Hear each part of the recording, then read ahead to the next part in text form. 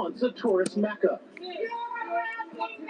Now it's being called hell on earth after a takeover by the homeless. This is the famous Venice boardwalk. It's generally filled with street vendors and packed with tourists, but now it's one large homeless encampment. One local resident told me the only time he feels safe here is in broad daylight, and only if he keeps moving.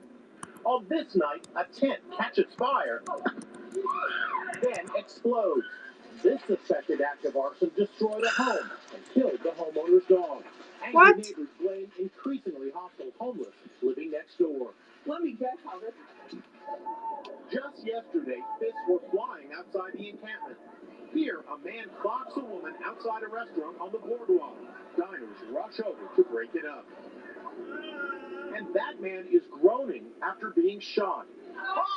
Actor Paul Hogan, star of Crocodile Dundee, has lived in Venice for over a decade. Now 81, he says he's desperate to flee the violence and return to his native Australia. I'm not thrilled. I'm really homesick. Mark Ryabek lives in Venice and is fighting to clean up the encampments. I can't imagine tourists wanting to come and walk up and down the street. They aren't coming back because this is so frightening to many people, particularly people with kids.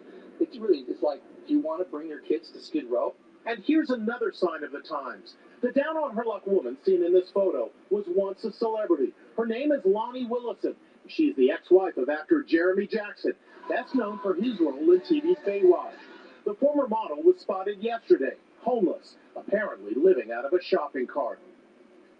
With vaccines now readily available, corporations around the country are speeding up plans to get people back in the office, many by Labor Day, if not sooner. And for those who put on the pandemic pounds during isolation, that means they got a deadline to get back in shape. It counts. The race is on to get back in pre-pandemic shape. Nice, tight abs. Fitness instructor Cheryl Wilson says she's never been busier. And Weight Watchers, now known as WW International, says membership is up 16%. People are starting to have events. People are going back to the office, and they want to look and feel better. But she says don't try to do too much at once. Don't try one of these fad diets that's super restrictive. Think about what works for you. If you need chocolate every day like me, or if you need your glass of wine, stick with the wine, stick with some moderate amount of chocolate per day, per week, and then the rest of your meals, make healthy choices. Lots of veggies, cut down on the heavy carbs. Meanwhile, across America, kids as young as 12 can start getting the Pfizer vaccine. But I'm joined here by one of the first teenagers in the nation to get the vaccine. This 14-year-old's mom wasted no time getting him vaccinated, proudly showing off his Band-Aid on CNN. Show the world, baby. Show the world. And it's the Why isn't it letting me log in? Everyone's talking about. Americans going back out into the world again. Back to the office. Back to, well, you know. The Jesus. For extra gum of all things captures what we're all feeling right now. I'm not a doctor, but I trust science. Some famous faces are joining the effort to help persuade those still hesitant about getting vaccinated. The campaign is funded by the Creative Coalition. We spoke to Creative Coalition President, actor Tim Daly. I know personally 6 people who died of this disease. And I don't Why is there an echo? I don't want to see anyone else go to the hospital. Deborah is helping the effort, recording this very Hello, Woof personal Woof. message. My father-in-law died of COVID. I got my vaccine because I miss my family. My son lives overseas and he can't travel because of COVID and we can't visit him. And it may seem scary, but COVID's scarier. Get the vaccine. Be there for your life. This is your shot.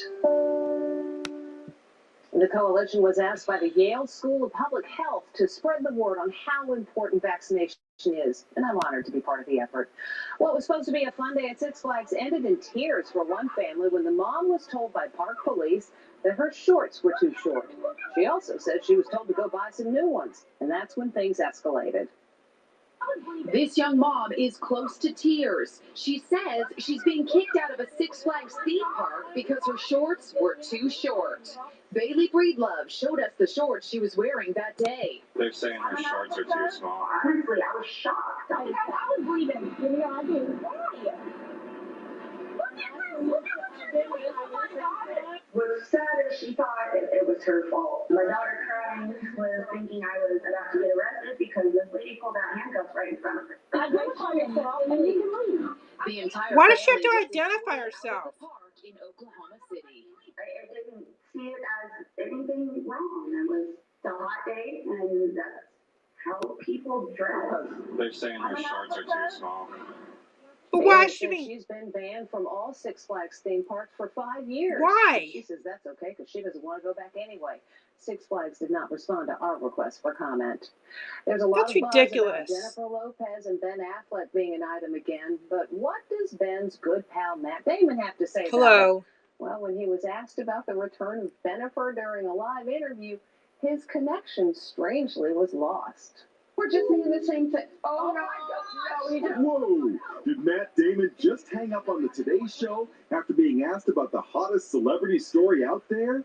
His best bud, Ben Affleck, has reportedly rekindled his romance with Jennifer Lopez, his ex-fiancée from 17 years ago. They were seen over Mother's Day weekend in Montana. We need to talk about something. Yeah, very important topic. I just heard you guys. I was sitting here waiting to come on TV. It's the first time I heard about it. And what did you think? I didn't. Yeah.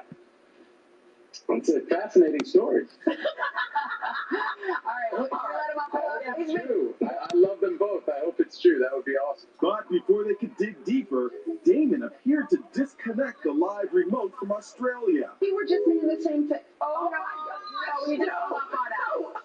But just like that, he was back. It was a technical glitch. You didn't want to talk. Okay, you don't have to hang up on us. Just say, move on, Hoda and Savannah. We know they've been in touch on and off throughout the years, so there's definitely always, I think, been a mutual respect and a bond that has remained. So now that they're both single and spending this time together, who knows what might come of it.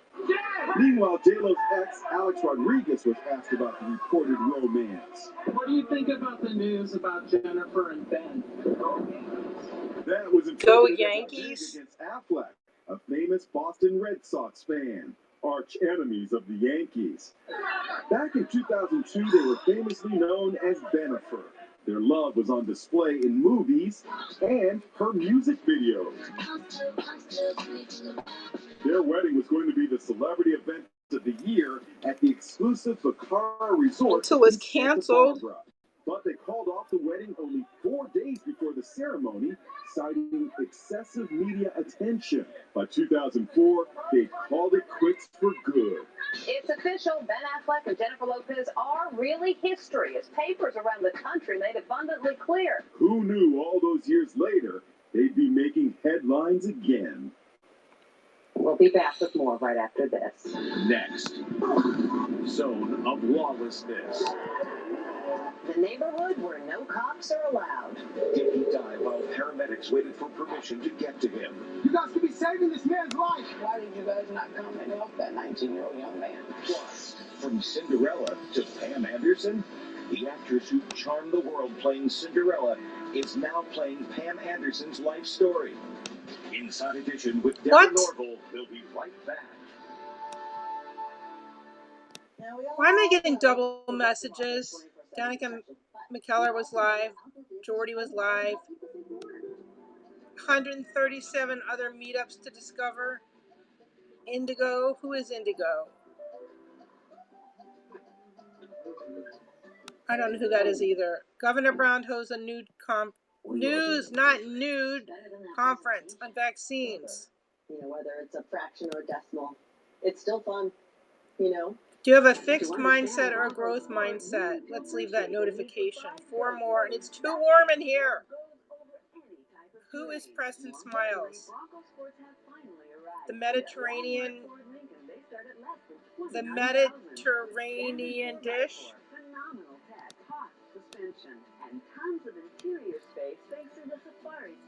Let's see what the person mentioned me in the comment. Why am I getting double notifications? All right, let's see. It's too warm. I'm going to turn on the fan. What is this? Let's see. At Champion, we make buying new windows easy. Unlike some other companies, we control every step of the process. We design, build, install, 1388 people are watching Pokemon Go live. Call now or download our free buyer's guide at getchampionwindows.com. 17 minutes ago, someone mentioned me in a comment. I see you for who you are. Why are they okay. Alright, wait. Zoe, How are you? This Is Us returns tonight, 9, 8 Central on NBC. You're gonna be late. Bosses can be late. I appreciate you. What? I ordered 4 tests, easy peasy. Your ED is a mess. Why? I've gone soft and it's putting our patients at risk. Do-it-yourself cosmetic procedures. I didn't feel like my lips were big enough. Next, Inside Edition. Can you believe people are doing this at home? Self-injected Botox and fillers. Way too risky? I would strongly discourage people from doing this. Then, the Starbucks order that's outraging everyone. Can you believe 13 ingredients? Watch the next Inside Edition. What? As we approach the anniversary of the rioting that followed the murder of George Floyd, the parents of a teenager who died during the Seattle protests are still looking for answers. He was shot in an area some called the zone of lawlessness and died, his family says, waiting for an ambulance. Lisa Guerrero visited the area with the young man's grieving parents. After violent street clashes in Seattle last summer, a 6-block area was barricaded and occupied. It was called the Capitol Hill Autonomous Zone, CHAZ for short. Why is this doing this? For one family, when 19-year-old Lorenzo Anderson Why are the was properties shot showing? and died, his family says, waiting for an ambulance. You guys could be saving this man's life. Paramedics allegedly waited 20 minutes for clearance from the police to go to the teenager's aid. I want to make sure that we've not been cleared to move into the scene at this point. That's negative, but we're still working on it. Police body cam video shows a scene of chaos and confusion. Move! Move out of the way! This was the intersection that the EMT was parked that night, and believe it or not, Lorenzo was shot and bled out just around the corner, seconds away. If they'd have did their job, my son would probably be alive today. Lorenzo Anderson's father, Horace, returned with me to the spot where his son was slain. Now he's suing the city and state, claiming they failed to come to his son's aid. We entrust the EMT to be there for us in times of emergency, and the system failed Lorenzo Anderson that night. Lorenzo's mother, Danita, is still grieving. There's questions that I need answers to. What specifically do you want answers to? Why? Why did you guys not come and help that 19-year-old young man? Why? Murder charges were announced in the 19-year-old's death, but today cops have not arrested the suspect. Seattle police previously claimed protesters kept them from reaching the scene, which delayed medical care. The city attorney's office says they intend to investigate the family's claims and defend Seattle in this matter. Still to come, from Cinderella to Pam Anderson, the actress who charmed the world playing Cinderella is now playing the iconic blonde bombshell's life story.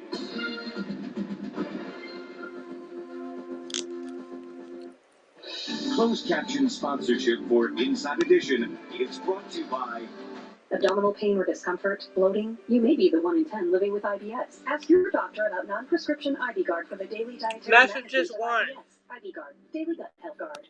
Stay tuned, there's more Inside Edition to come. Start your summer off right with hot styles and amazing What's the savings one on message Ashley say? Home Store's Memorial Day sale. Going on now. Get up to 30% off or get 6 years no interest. Ashley Home Store. This is home. Look, if your wireless carrier was a guy, you'd leave him tomorrow. Not very flexible. Not great at saving. You deserve better. Xfinity Mobile. Now they have unlimited for just $30 a month. $30. And they're #1 in customer satisfaction. Oh, hello. Wolfo says hello. We're listening to the end of Inside Edition, and then we're going to listen to the governor's press conference about reopening the state. What will it take? 65% of people getting 1 dose of the vaccine, plus a plan to reach underserved communities for the county to go to the lowest level of risk, and 70% of people getting one dose in the state for the state to lose the restrictions. Why have over 2 million people welcomed Bathfitter? I thought the lowest level was Call now or visit Bathfitter.com. maybe the lowest level is 50% in restaurants. I thought it was.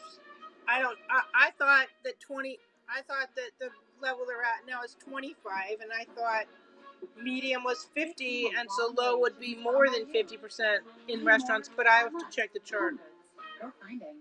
If any of the 6 people would like to download Haps and follow me, or just download Haps, you get 100 free coins. I need 4 more people to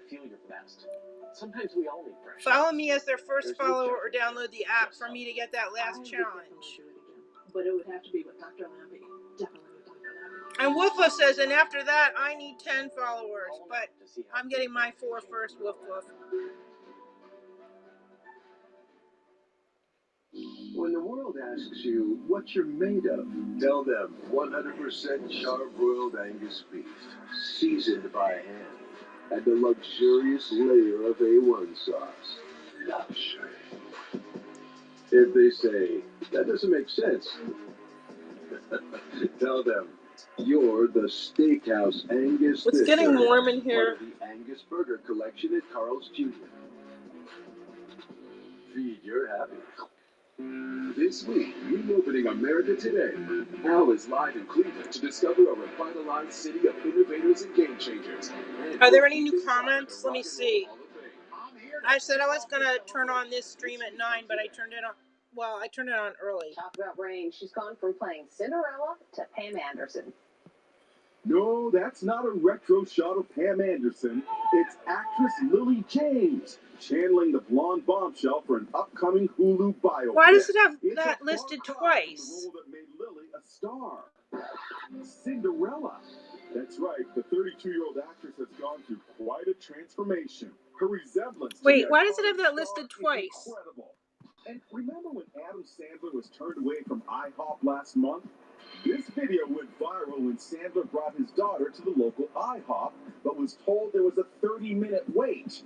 He got props for not pulling the celebrity card, tweeting, "For the record, I only left the IHOP because the nice woman told me the all-you-can-eat deal didn't apply to the milkshakes."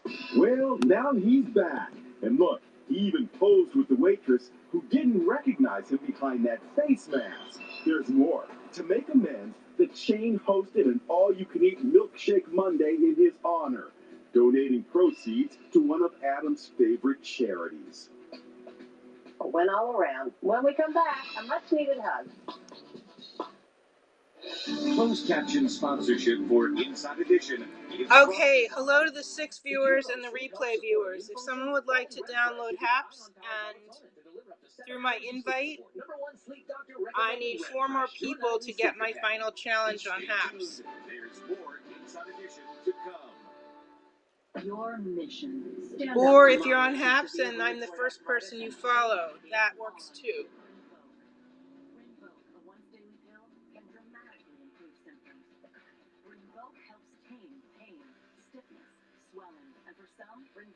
Who said they were going to stop by? See who's going.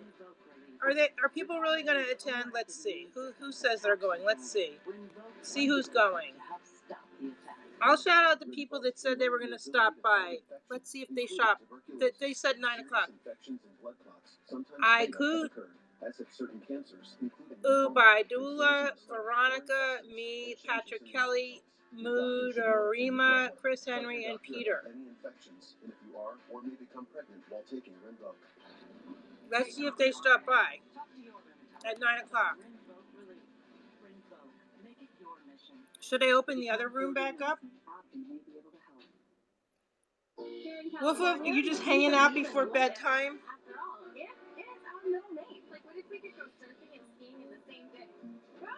What if we could make it to the Yep. top of this? Or the bottom of this? What if I put this in that mouth?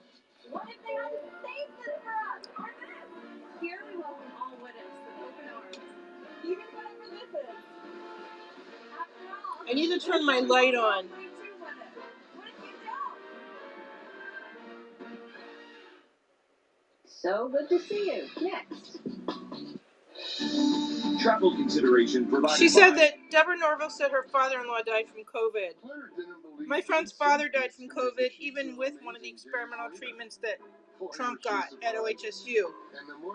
And my friend in Philadelphia's parents died from COVID. Hello to the 7th viewer. I was saying Deborah Norville said her father died from COVID and her son lives overseas and can't travel because of the pandemic restrictions.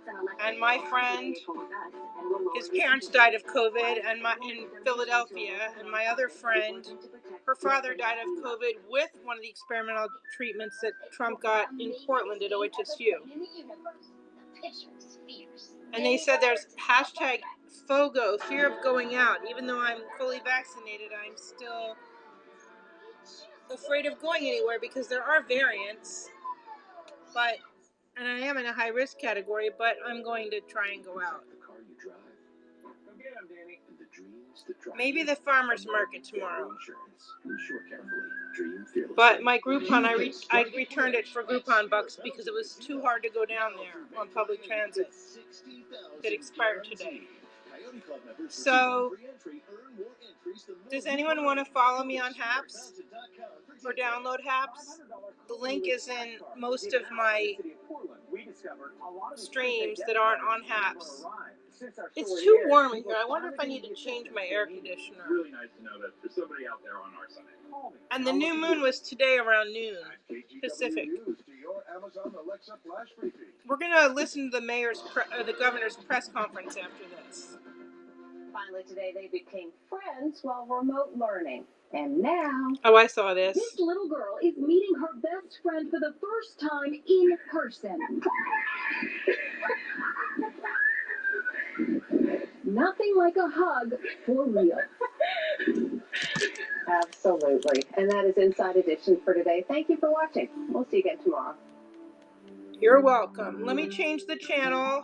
I'm going to change it, but I'm going to pause it. And we're going to watch the governor's press conference. Makes you wonder if they know real places to escape to. Real places to run from. The Underground Railroad on Prime Video. Starts May 14th. All right, let's see. Woof woof. I need to turn on the light. And where's the governor's press conference? Notifications. What about, let's go to, all right.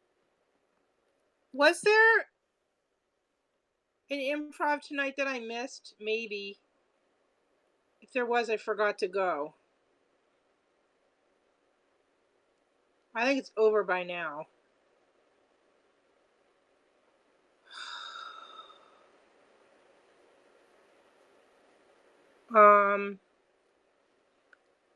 Let's see. Live stream. Let's see what it has.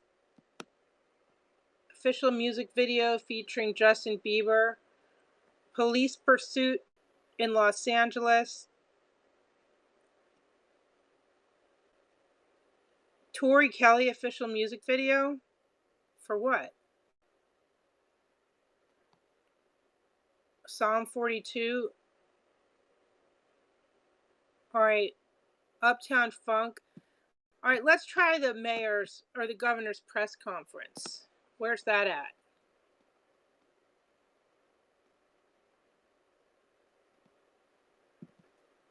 What is that one for?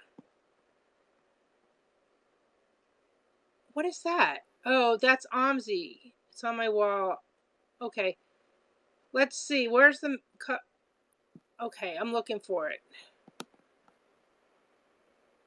There. Why does it...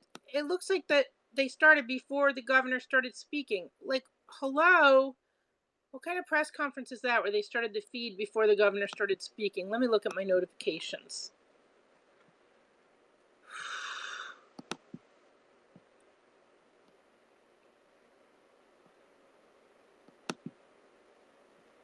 Governor Brown holds a news conference. Let's try that. Where did it go?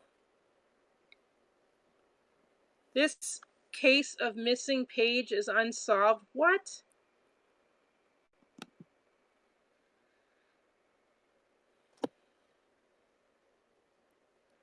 Let's look. I'm looking. Woof woof, you're kind of in the way though.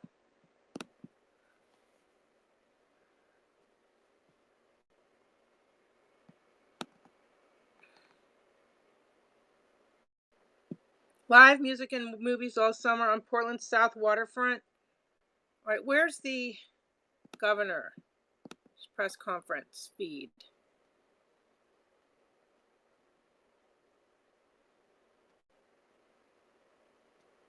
Local news. Sexual abuse allegations, criminal charges, and a fired professor point national spotlight at Linfield University.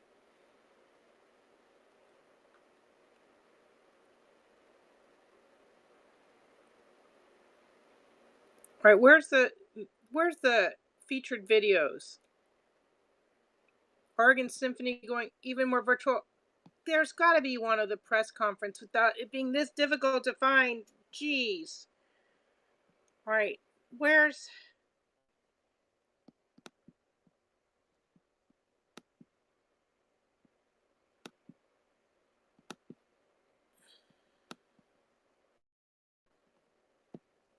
Brown press conference?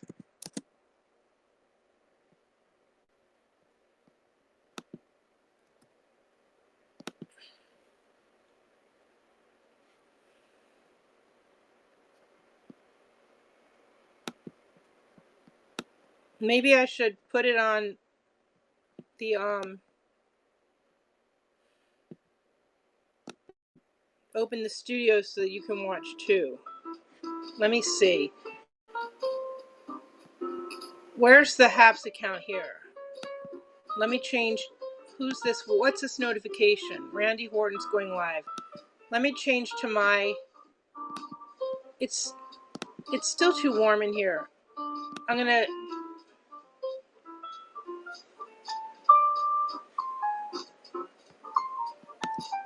Log in. All right, let's log in.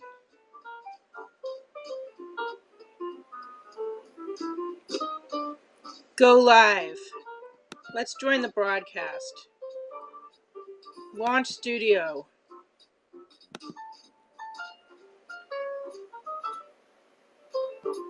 Enable camera and mic.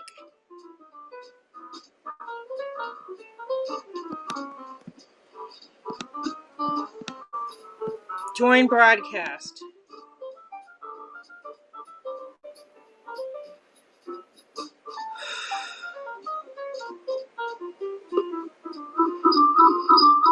Okay, stop that sound. Why is it still doing that? I turned the sound off. Hold on a second. Where's the double sound coming from?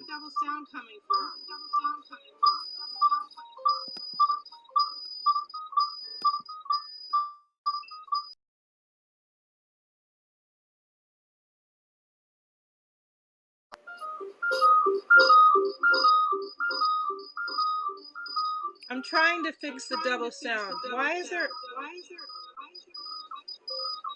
double sound? Oh.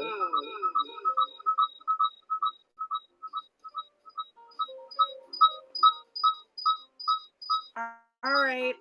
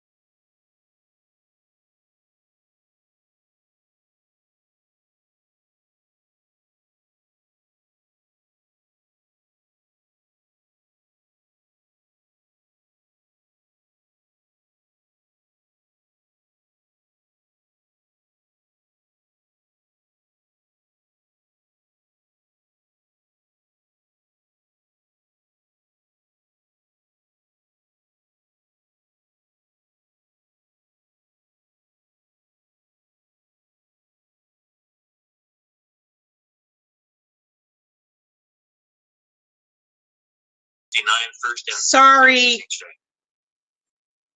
As we track Oregon's vaccination targets going forward, here are a few reminders to note. We will use CDC's calculation of percentage of people who are 18 plus to track our progress toward our state-level target to vaccinate 7 in 10 adult Oregonians as the marker to lift the risk metrics. We'll use the CDC figures for two reasons. First, the CDC data offers a more comprehensive, complete, and accurate picture of total vaccinations in Oregon because the federal data includes vaccinations administered by the Veterans Administration, Indian Health Service, and other federal entities. CDC data also enables us to compare our progress against the same goal the Biden administration has set for the nation. As a side note, the CDC includes everyone who is 16 and older in their 18 plus data. However, the CDC data is not reliable at the county level because it doesn't have enough county of residence information for people who are vaccinated through those federal entities. So for county vaccination rates, we'll rely on Oregon's Alert Immunization Information System. But measuring our overall progress isn't enough. We need to ensure that we're closing the gap in vaccination rates across racial and ethnic demographics as we work to achieve parity in vaccination rates for communities of color. They've been hardest hit by the pandemic. Next slide, please. As this slide shows, vaccination in all the non-white categories except American Indians, Alaska Natives grew faster than the white population over the past 14 days. In the past 2 weeks, the number of people who were vaccinated who identify as Latino or Latina grew at a 24% growth rate. The number of people who were vaccinated and identify as Black grew at 23%. Both those groups outpaced the number of people who were vaccinated and identify as white.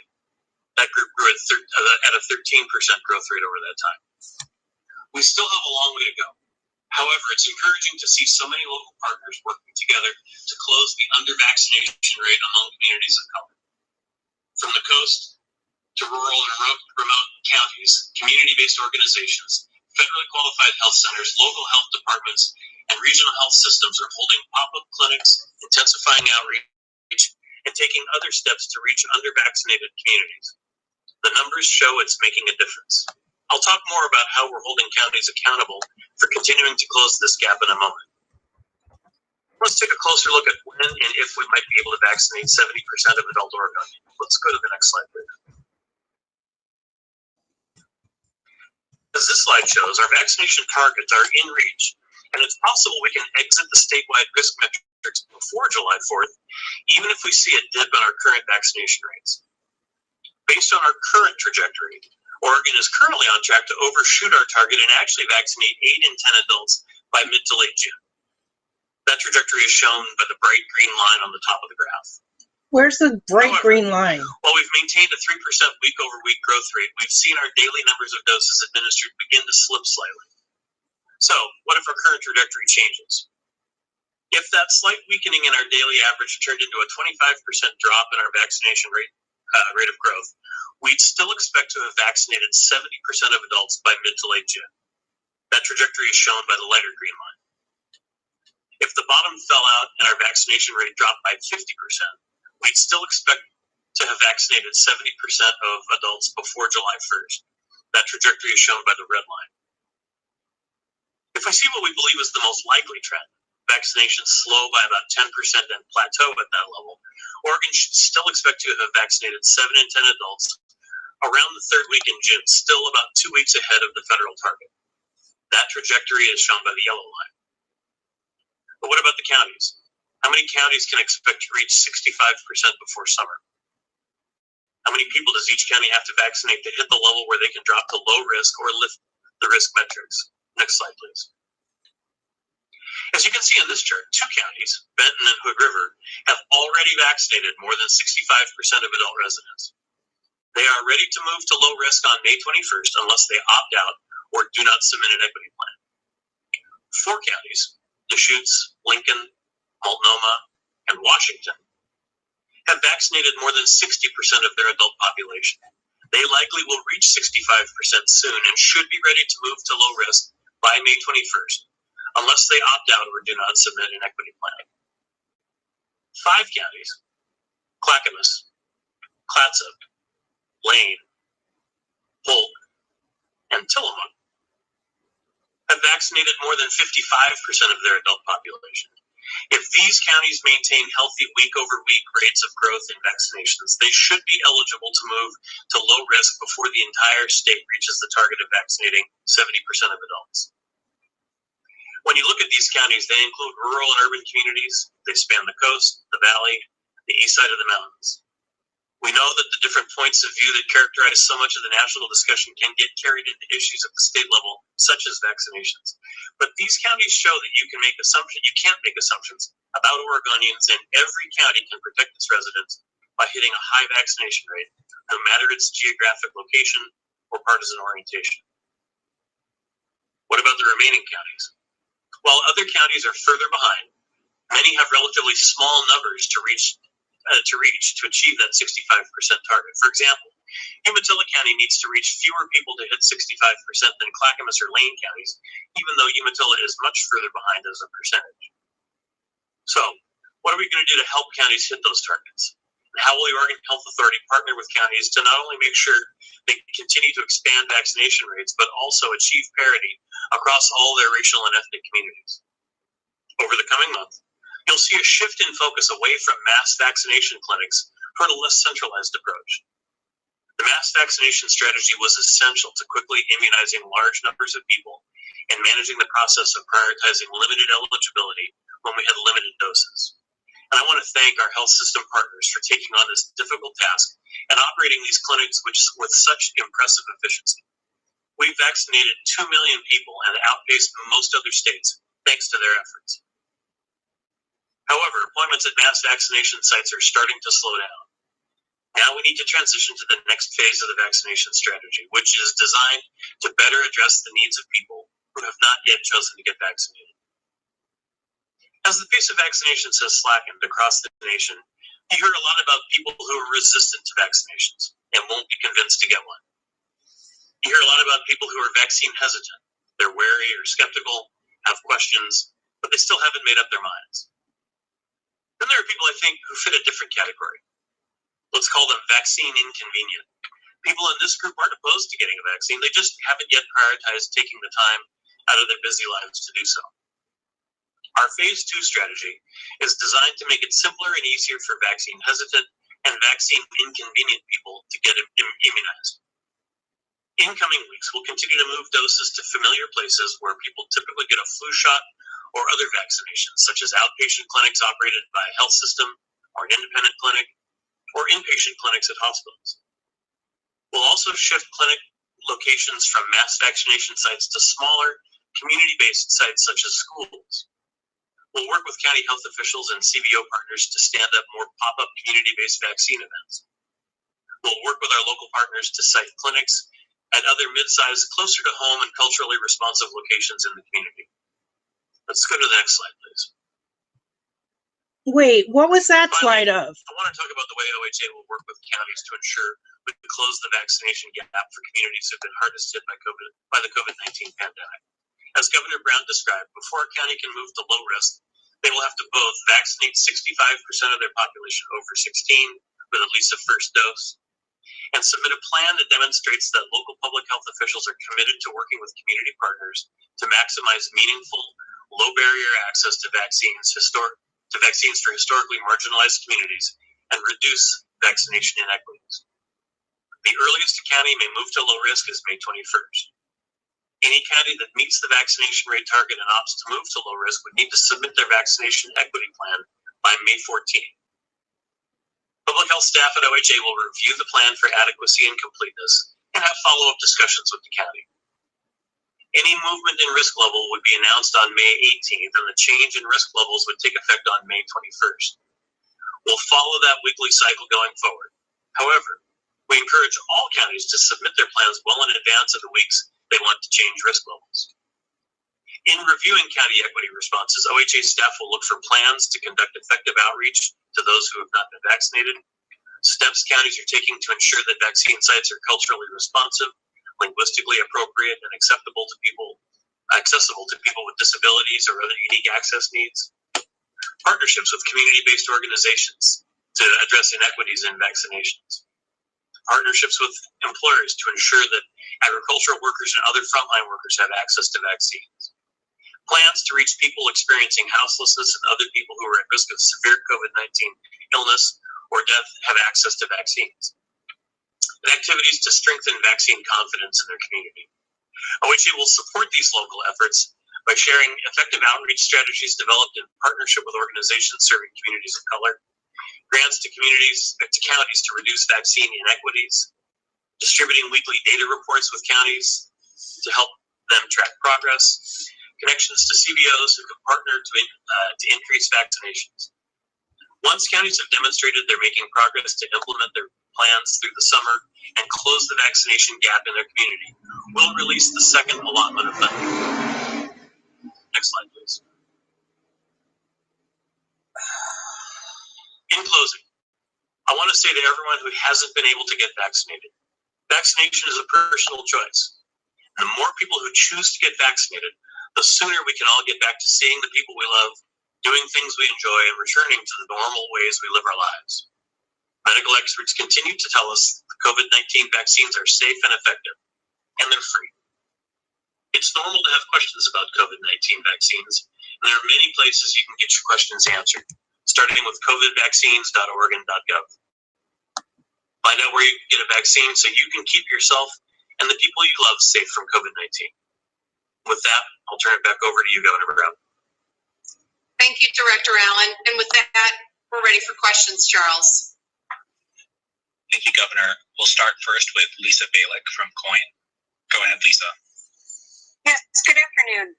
Question some people have when it comes to the counties is, how is the counting done? In other words, two examples. There are a lot of people in the Portland metro area that went down to Marion County to get vaccinated. Are they counted when it comes to the percentage as Marion County or perhaps Multnomah County? And the other also college students. In other words, let's say live in the Portland area, got vaccinated in the county where their college is. How are those two groups counted? Thanks, Lisa. I'm going to turn that question over to Director Allen. Yeah, thank you. At the county level, we're using our Alert IIS system to track that, and that is based on your county of residence. College kids can be a little bit iffy. Some maintain their place of residence from their home community. Others make their college town their point of residence. But in general, it's where you live. The statewide data that we take from CDC is based on where you were vaccinated. Now, when you roll it all up to the statewide level, with a few exceptions, that where you got vaccinated in Oregon and you live in Oregon, so it's a little bit less meaningful. But at the county level, it's where you live. Thanks. Thank you, Lisa. Our next question is from Brenna Kelly with KPTV. Go ahead, Brenna.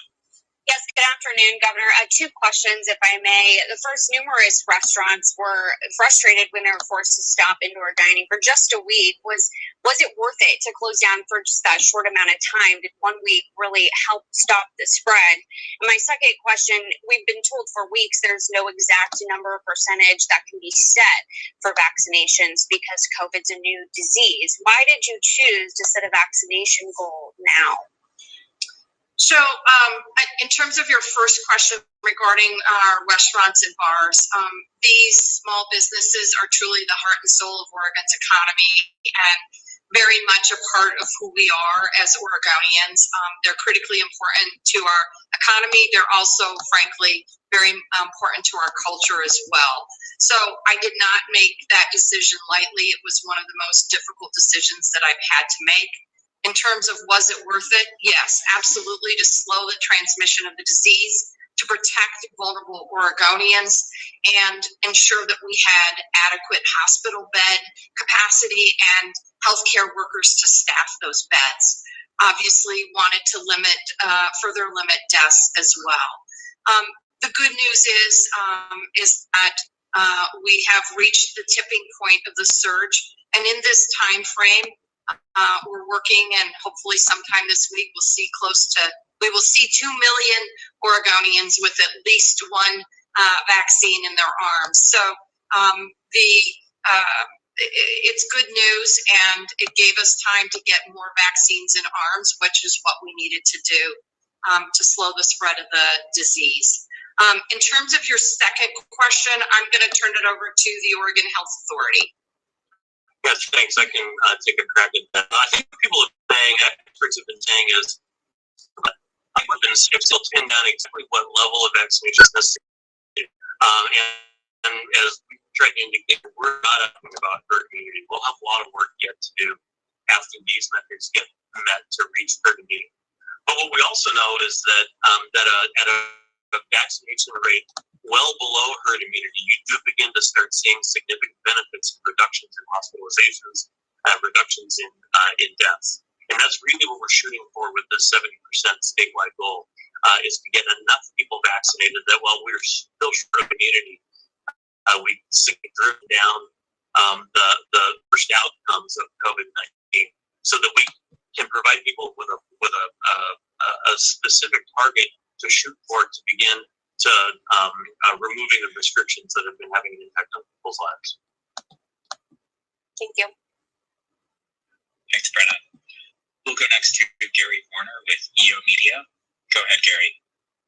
Yeah, hi. Thanks for taking my question. Walk me through a little bit here how a county like Deschutes County, which has over 500 cases per 100,000 right now, it's the second highest in the state, could go off this program as early as next week because it hits the 65% mark. That's the main question there. We got this high rate. Go ahead. I'm sorry. Was there anything else, Gary? No. Just that there's this very high rate, and then if they hit the 65, they automatically go to lower risk. I'm not quite sure I get that. No, they don't automatically go to lower risk. So we know when we reach that level 65% of adult Oregonians with vaccines in arms, or 70%, these are really good indicators that we can safely begin the reopening of the economy, that we can protect our most vulnerable Oregonians and preserve adequate hospital bed capacity. They would be moving to lower risk, which is not a fully reopening of the economy. It's a gradual lifting of safety protocol that the pandemic has forced upon us. Dr. Seidler, do you want to fill in there? Thank you, Governor Brown, and thank you, Gary, for that question. I think, vaccination is not a tool that we had in November when the county risk level metrics were implemented. With vaccinations in hand, we're seeing a tremendous reduction in cases. We saw that initially in our senior population, with percent of seniors represented in cases and hospitalizations going way down. For counties who meet a metric of having 65% of their 16 and older vaccinated, that offers many less opportunities for the virus to transmit from one to another.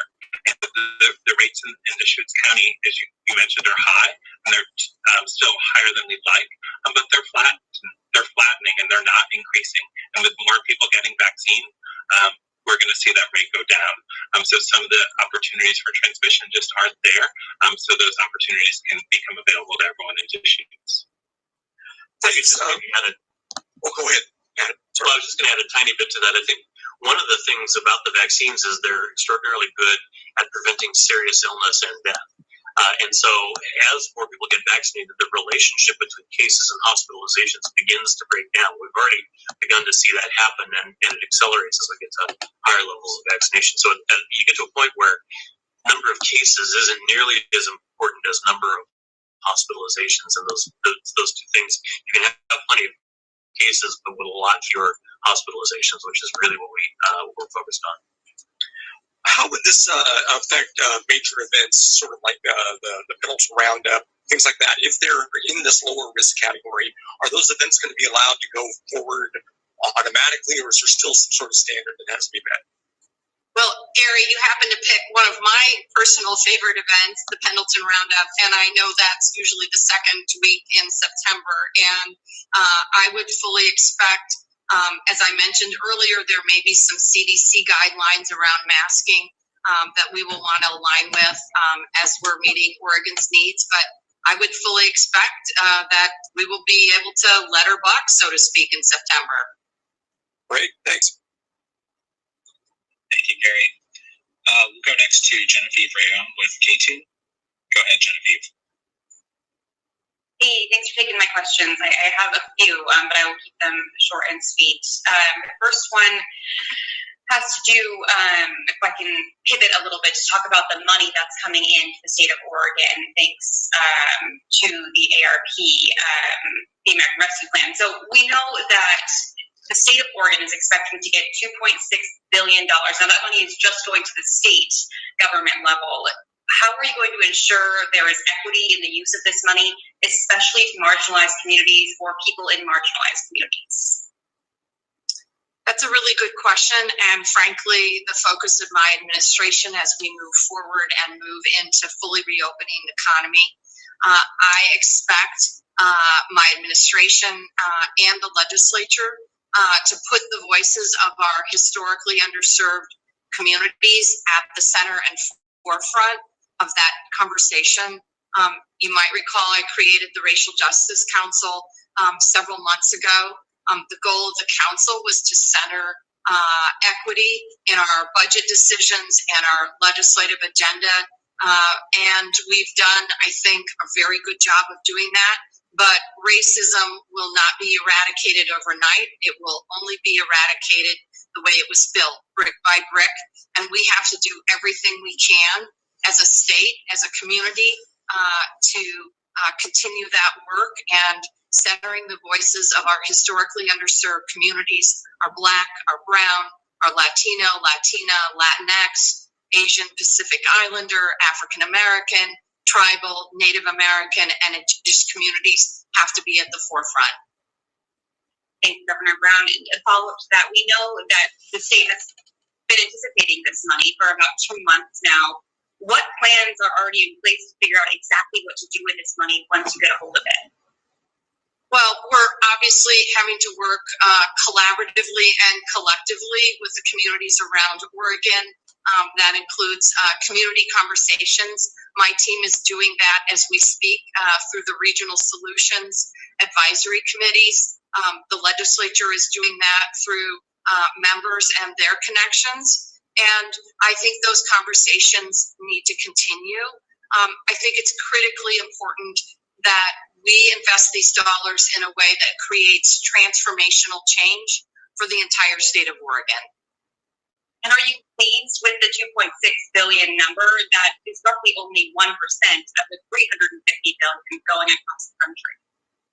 I'm incredibly grateful for the Biden-Harris administration for understanding the challenges that states like Oregon face throughout this pandemic, that the efforts to rebuild and recover will take significant resources.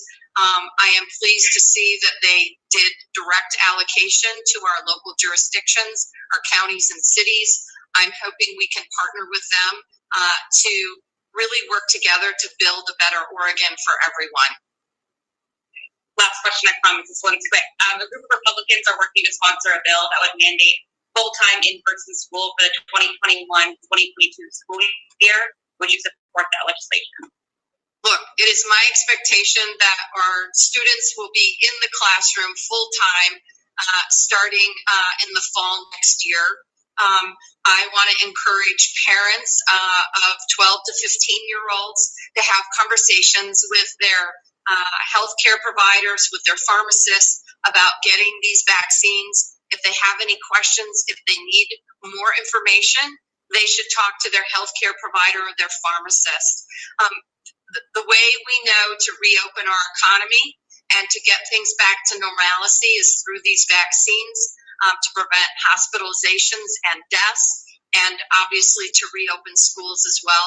I'm absolutely committed to reopening schools 5 days a week in the fall, and I've already directed the Department of Education to revise the Ready Schools, Safe Learners advice. Thank you. I appreciate your time. Thanks, Genevieve. We'll go next to Bryce Dolan with the East Oregonian. Go ahead, Bryce. Hi, can you hear me? Yes, we can hear you, Bryce. Hi, thanks for taking my question. So, Governor Brown, this is a two-part question. Can you confirm that the state will be going forward with its plans to fund is the $20 million for businesses in those 15 counties that were briefly placed in the extreme risk category recently? Yes, we did move forward and are working to get those dollars out the door. Yes. Okay, so my question is, so can you explain the reasoning for funding those counties for that shorter lockdown rather than fund other counties? Like, for example, only one county was under extreme risk and other lockdowns longer than Umatilla County, and that one county was Multnomah. 2 other counties were under restrictions for the same amount of time, roughly 180 days. Each of those counties are getting funds in hundreds of thousands of dollars. Umatilla County isn't getting $1 because it wasn't in extreme risk for those few days. I guess I'm just kind of wondering, like, why that is, and what do you say to officials that say that you're ignoring communities where businesses have been hit especially hard by high cases and the ensuing restrictions? Look, there's absolutely no question that our businesses across the entire state have been hit hard by this pandemic. The move to extreme risk was because of a maximum capacity in terms of hospital beds and healthcare workers. It was extremely important that we do that. I wanted to make sure that we got money out the door as quickly as possible to help our small businesses in those counties. We are obviously working with our counties across the entire state to make sure that they have the resources they need to rebuild, to recover, and to create a more just and equitable Oregon. As we just mentioned, there will be another $20 million going out the door to our counties to help with their vaccination efforts. I fully expect all of our counties to take advantage of these resources. In addition, the federal government is adding resources to our counties and specifically to our small businesses across the entire country. So those resources are available as well. Okay, thank you. And Director Allen, I have one question. I'm wondering how you plan to integrate like vaccination rates from other entities into this plan. Like, for example, hundreds, if not thousands, of like Umatilla County residents have been vaccinated by tribal health officials with like the Confederated Tribes of the Umatilla Indian Reservation. My understanding is that they report a lot of that data to like the CDC, and other residents have also gotten, vaccinated in places like Washington. So like, how do you integrate that data into these plans that you've set forth?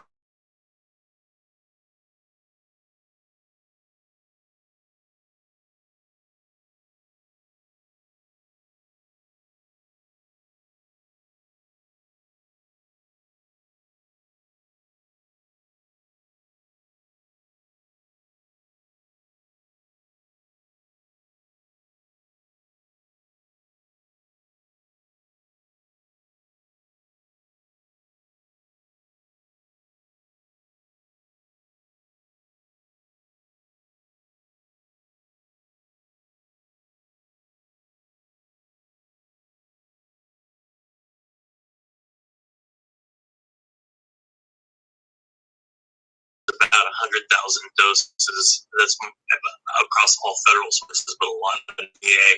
At a statewide level, that's not a ton. That makes a big difference. But in some places, it can make a big difference as a major source of vaccinations in a particular community. And we're looking at ways to try to figure out how to adjust for that, because despite everyone's best efforts, we simply can't get that data out of the federal government in a way that's reliable. Okay, thank you for your time. We have time for just a few more questions. We'll go next to Pat Duras with KGW. Go ahead, Pat. Thank you. First, I was wondering if we could just nail down how many people are left to hit that 70% goal. I was doing some rough napkin adding, which is always dangerous, but it looks like maybe 439,000. Wonder if OHA could verify that? Thanks. Without a calculator, we'll get you a number, Pat. All right, thank you. And then just a question about the 70% number. Governor, how did you come up with that, or the OHA? How did you all agree on that? Because I appreciate you say it's far below herd immunity, but it sounds like herd immunity. And I wonder if people are going to get confused, but there's actually about 500,000 people not counted in that number if you're going 16 and older. Thank you. Well, No, it's not herd immunity, and the number was a collective effort. As you might recall, I meet weekly with our medical advisory panel. We continue to rely on experts, healthcare professionals, and physicians and nurses, and that are at the Oregon Health Authority in making these decisions. What we know is this right now, that Oregonians have done a really fine job getting vaccinated once they get their first vaccine. Right now, 95% of people return for their second dose.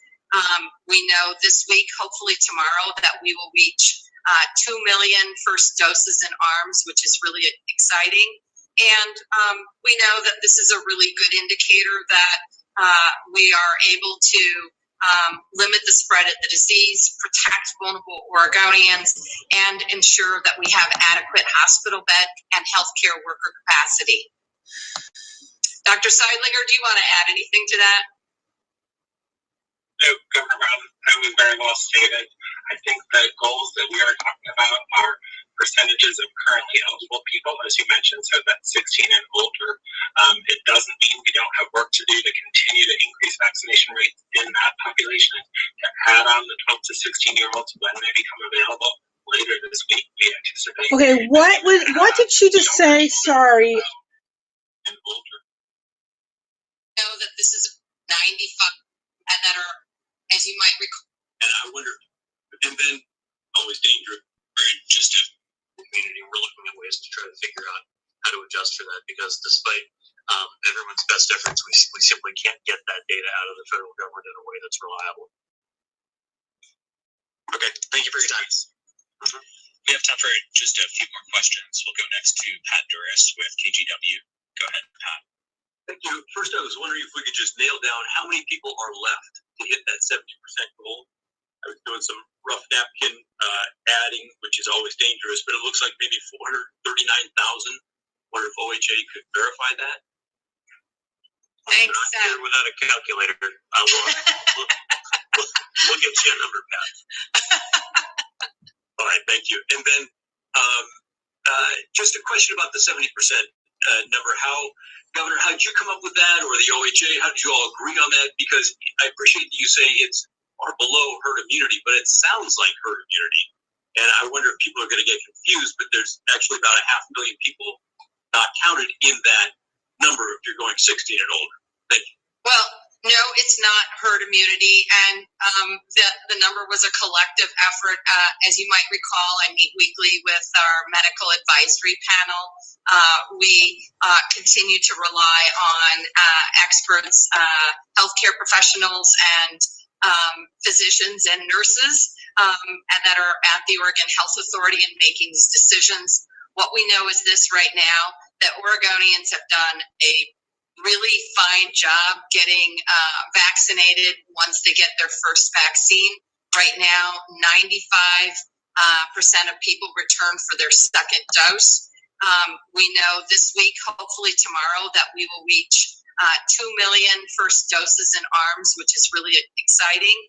And we know that this is a really good indicator that we are able to limit the spread of the disease, protect vulnerable Oregonians, and ensure that we have adequate hospital bed and healthcare worker capacity. Dr. Seidlinger, do you want to add anything to that? No, Governor Brown, that was very well stated. I think the goals that we are talking about are percentages of currently eligible people, as you mentioned, so that's 16 and older.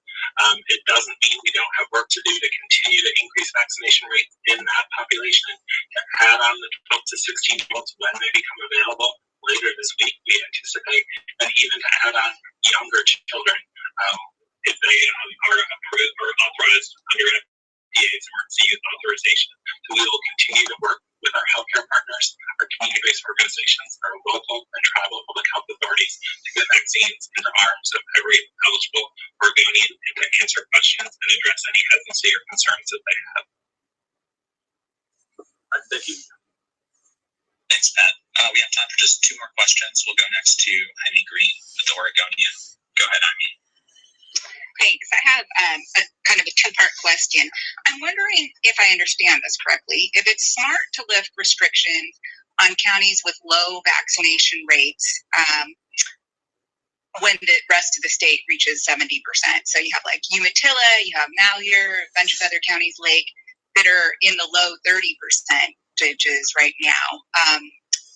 Won't this create a situation if you lift restrictions statewide that there could be flare-ups or outbreaks in those counties because they have such low vaccination rates? It's their own fucking and, problem. Doesn't really serve as motivation for them to reach a high level of immunity through vaccinations if they're just going to be brought up by the rest of the state. Well, we fully expect the work of public health to continue around contact tracing and other measures, and I'd ask that Director Banks speak to that. In terms of the vaccine hesitancy in communities around the state, look, here's what we know. Oregonians every single day continue to get vaccinated. We know that by taking these vaccines, it's the best way we can safely reopen our economy. My goal was to have a solid majority of Oregonians vaccinated, that we ensure that our communities of color have access, and that vaccines would be available before we fully reopen in every single corner of the state and every single community, and that we have adequate healthcare capacity and hospital bed capacity. I feel confident. The indicators show that we can meet these goals by the end of June. That doesn't mean we will stop. We will continue to ensure that Oregonians across the state can continue to get vaccinated as long as we have vaccines available. Director Banks, would you please speak to local public health measures? I'm happy to. Thank you, Governor Brown. I appreciate the question. So as Governor Brown mentioned, we will continue to work with local public health authorities on contact tracing and testing and all of those things that we do to prevent disease every day in public health. I will say there are phenomenal public health administrators in counties who've been working extremely hard to get folks vaccinated. We will continue to do that. And also as we're working with counties on those equity plans, it's really part of this continued effort and saying some communities will need some more time to get vaccinated for a lot of different reasons, perhaps more information, perhaps having a different or a more convenient site. So those are things that we will all continue to work on in the public health system, as well as, once again, just containing disease like we do every day, as well as vaccinations, which are core or bread and butter public health work. Let me just make sure I understand. So let's say Malheur County is at 35% of people 16 and older who are partially vaccinated. The rest of the state is at 70%. Most statewide restrictions will be lifted in Malheur County as well as the rest of the state. Also understanding that if it's at 35% partially vaccinated 16 and older, that's really more like 25% of the population, or somewhere down lower, of the general population that's fully vaccinated, that we're going to lift restrictions there. That's correct. Correct. Okay. Thank you. Thanks, Amy. We have time for just one more question, so we'll go next to Amelia Templeton with OPB. Go ahead, Amelia.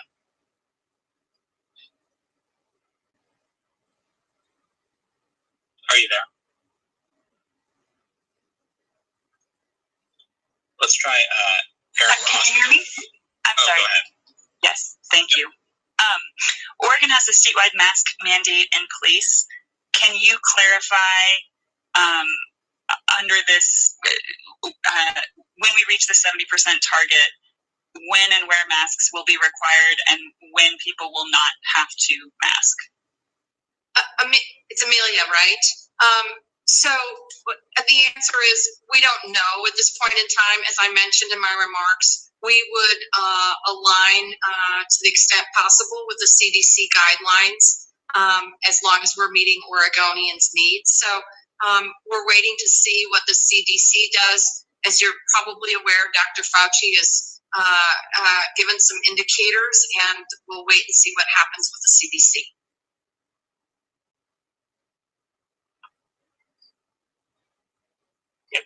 Charles, if I can, I do have an answer to Pat Doris's question from a minute ago. Go ahead. Due to the magic of text messages, the number, Pat, is 430,000 people, approximately. So you're pretty close. Okay, thank you. Director Allen, I would say that that's really close for back of the napkin, back of the envelope calculation. And with that, close. Thank you all so much. Please, please, please. We're doing a really fine job getting Oregonians vaccinated. Let's get this done. Let's get our economy fully reopened and enjoy our summer. And we can do it together. Okay. Of course, voted to impeach the former president. You'll remember a couple of weeks ago when she chose to be a part of that small group of Republicans that voted to impeach the president. That's when conservatives, members of the Freedom Caucus, wanted her removed from the position initially. Of course, the House Minority Leader Kevin McCarthy supported her at that time. She was able to hold on to the conference chair by an overwhelming number. But in the past few weeks, she's continued to answer direct questions about the former president, say what she believes to be true about this situation. And that now looks as though it could cost her her job as the conference chair. Anderson, the big difference between what we saw at the beginning of the year versus what we're seeing now is that she no longer enjoys that support from the Minority Leader, Kevin McCarthy, who's had an about face on all of this. He calls her a distraction, says that he's lost confidence in her, and he's already picked her replacement in Congresswoman Elise Stefanik. So what we'll see here tonight is essentially Cheney's last plea to her colleagues to turn away from Donald Trump and his continuing to peddle this big lie and instead move past him and focus on conservative policies. It's not expected, Anderson, that it will be enough and that she will be pushed out as conference chair in a vote tomorrow morning. It's so fascinating. Kevin McCarthy, I mean, months ago had supported Cheney when she faced opposition, saying that the Republican Party was a big tent. It's now essentially the size of a pup tent. I mean, there is no place in this Republican Party, it seems, currently in the House especially, for Republican leaders who are not willing to go along with the former president's big lie.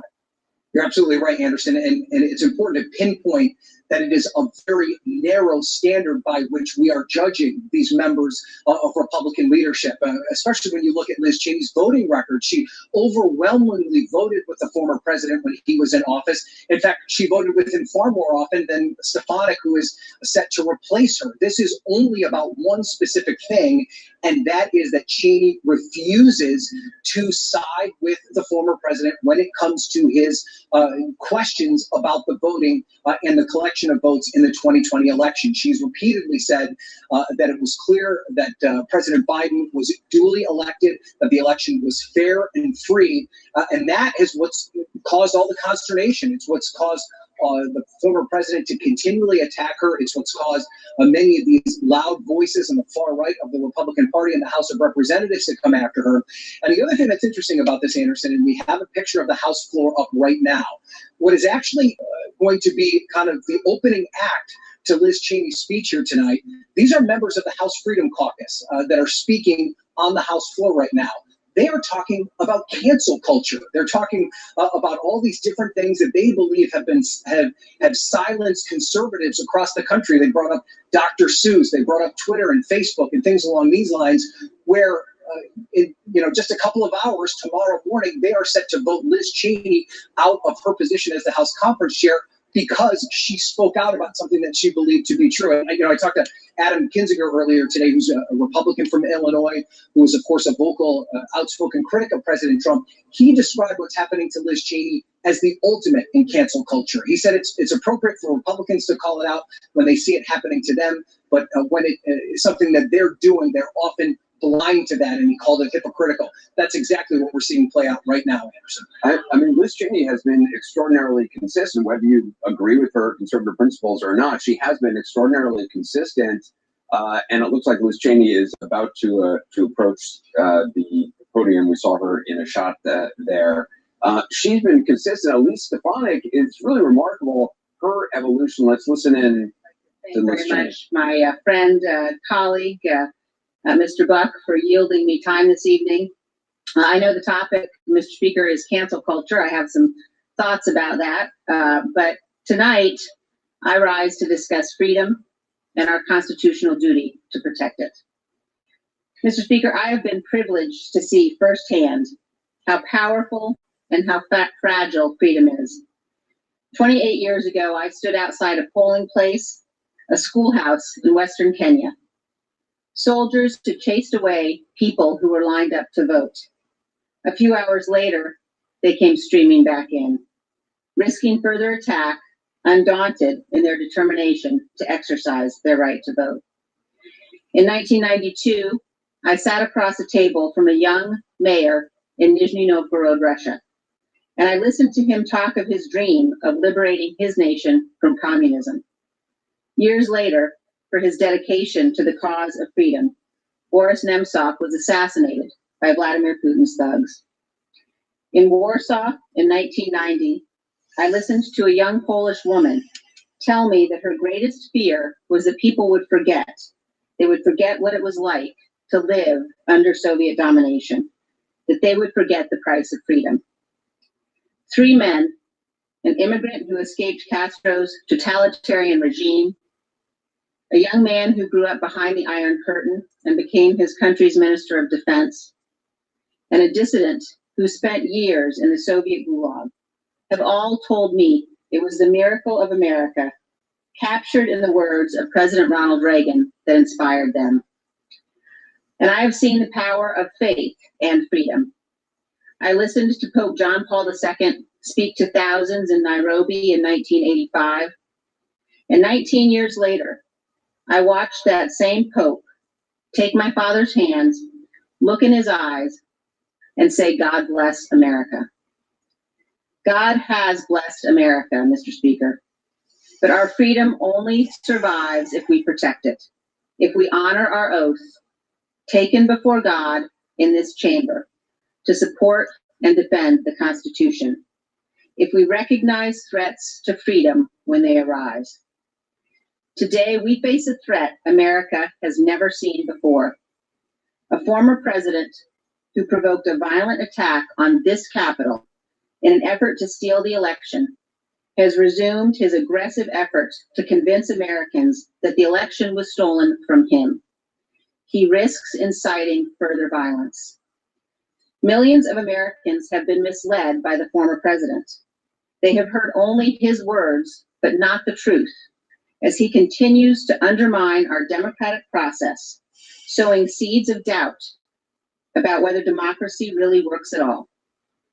I am a conservative Republican, and the most conservative of conservative principles is reverence for the rule of law.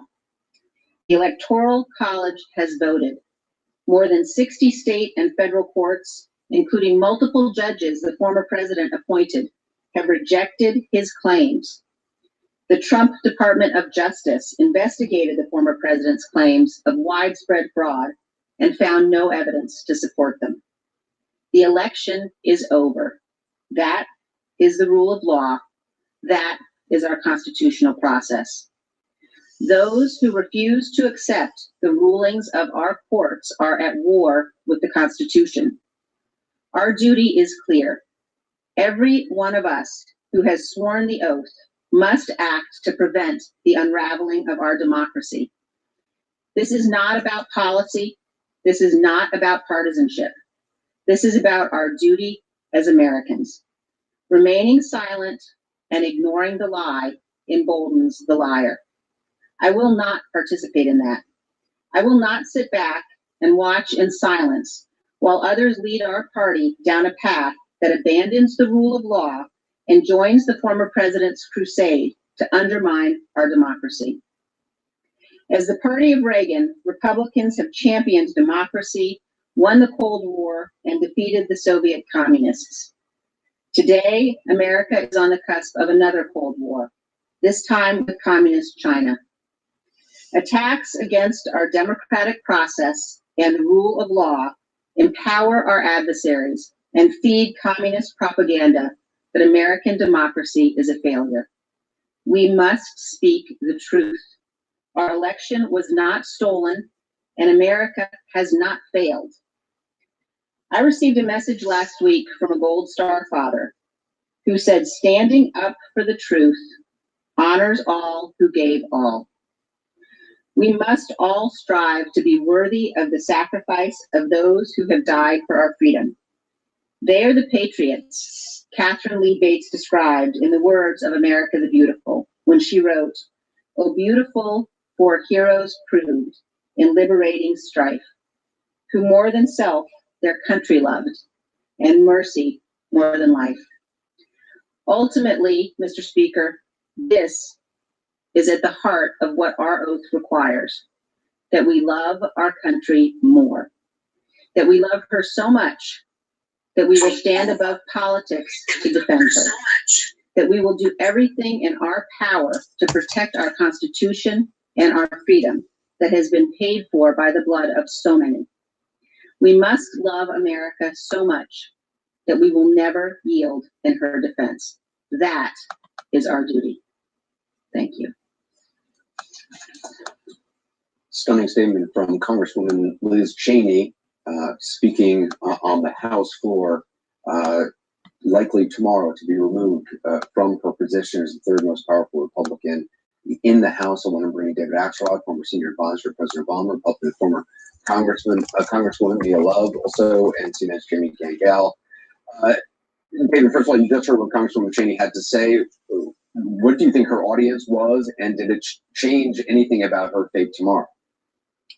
I don't think it'll change anything about her fate tomorrow. I think her fate is probably sealed. I don't think she was speaking to the members of the caucus so much as she was speaking to Republicans and Americans across the country. And she underscored why she is in the dilemma she is in. She took a principled stand. She refuses to participate in Trump's lie, and she's become inconvenient for the rest of the Republican caucus, who want to keep peace with Trump, who want to use the big lie as a rationale for changing voting laws across the country. And it's very hard to do when one of the leaders of your caucus is out there speaking truth. But I will say, Anderson, Michelle Obama once said, when they go low, we go high. This was a very big speech. This was a very lofty speech that went to fundamental principles of our democracy. And I think the people who cast these votes against her tomorrow are going to look small in reflection. What's so stunning about it, Jamie Gangel, you've done a lot of reporting, obviously, on the run-up to this. There were no theatrics. There was no raised voices. It was very straightforward. It was classic Liz Cheney in many ways, speaking about saying our freedom only survives if we protect it. She spoke about experiences she saw firsthand, people she talked to in Kenya, in Russia, in Poland, who were fighting for freedom. She said, today we have faced a threat America has never seen before. The former president, she said, quote, risks inciting further violence. He continues to undermine our democratic process.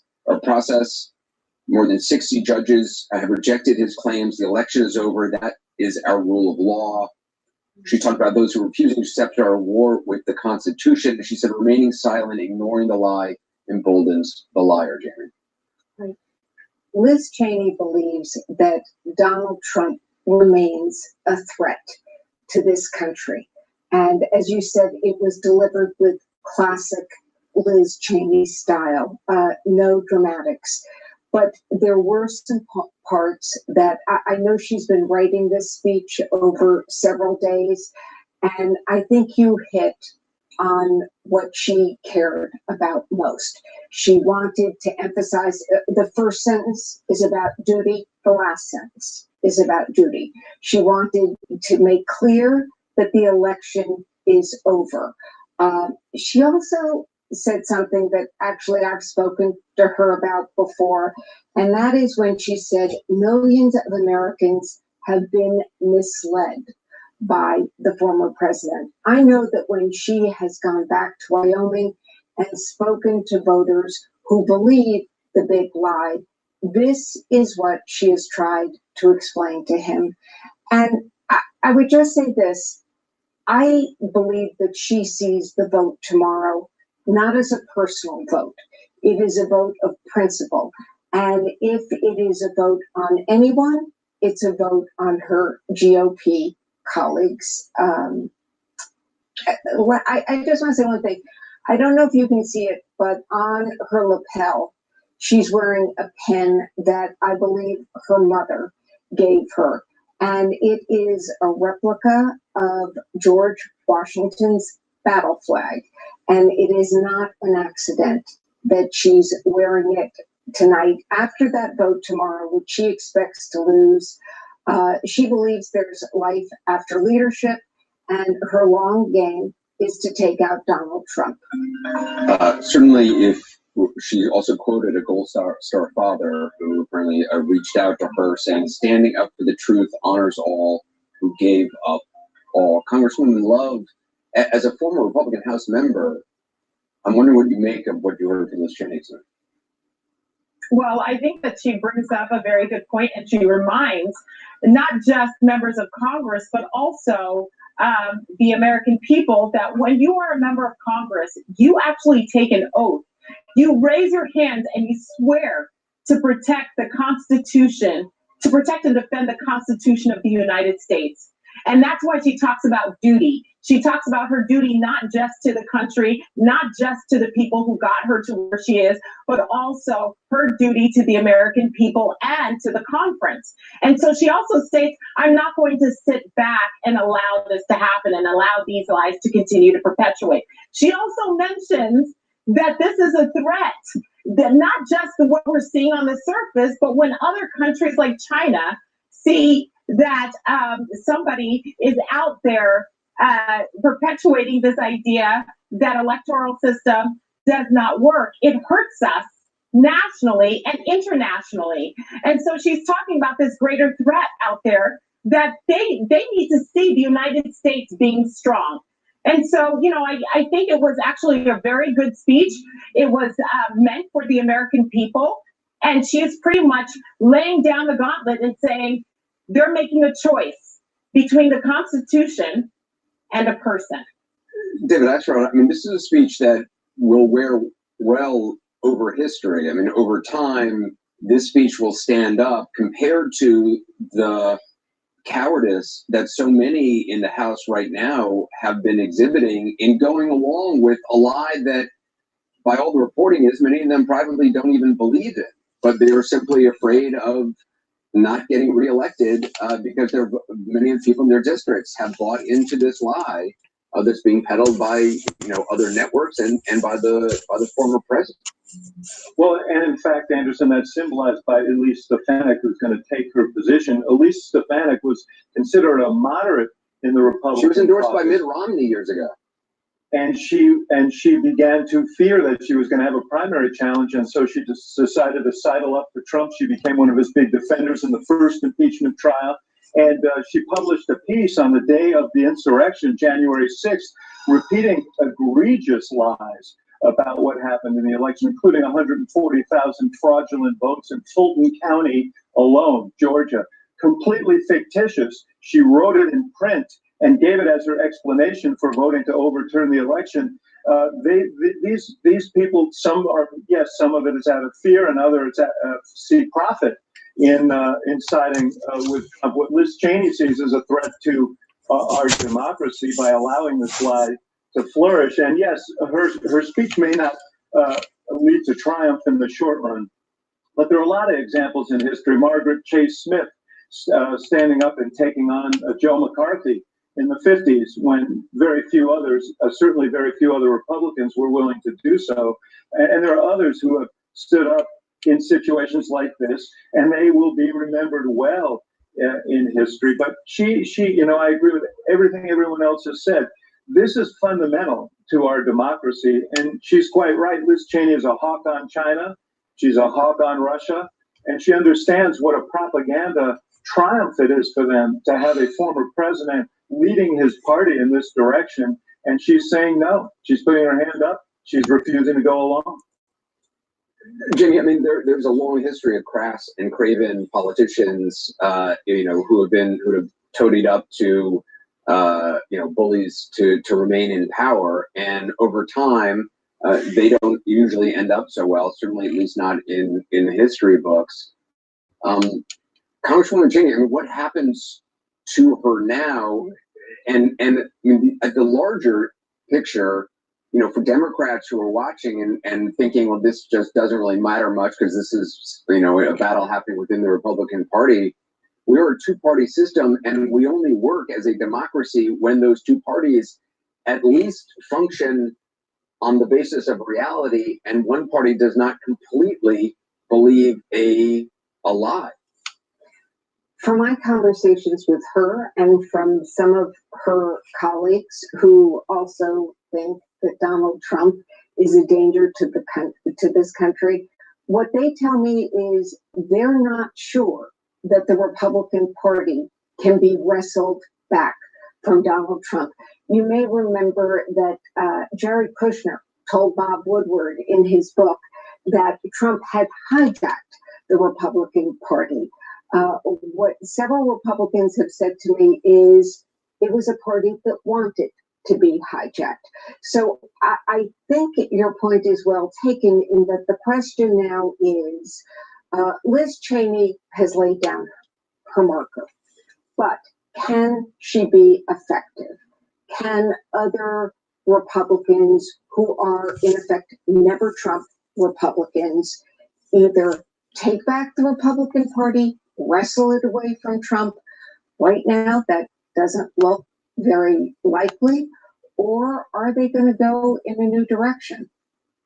David Axelrod, one of our reporters, was just giving some background information, and I just heard it in my ear that her colleagues, fellow lawmakers, Republican lawmakers, they cleared out of the chamber when she was speaking. Only one, according to the report I just got, only one remained to even listen to what she was saying.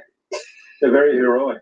I think it's very clear that they've made their decision. And as I said at the outset, she is embarrassing them by telling the truth. It's a truth they don't want to hear. And they are acting en masse. They are trying to find comfort and strength in, by gathering together in opposition to her. But it's the truth they're running from. It's the truth they don't want to hear. Anderson, I would point out that Kevin McCarthy spoke that truth. Well, I was going to say, it's the truth Kevin McCarthy himself spoke. It's the truth, Lindsey Graham, who, in the hours after, he fled in terror with everybody else because the mobs, marauding through the halls of Congress, he gave a speech saying, his love affair with the president had ended and he was out and he couldn't do it anymore. And, and then he gets yelled at the next day at an airport and all of a sudden he's golfing with the former president again. Yeah, well, to Jamie's point, Trump is, they talk about the big tent. It is a circus tent, and he's the ringmaster right now, and he has the whip, and they are frightened of him.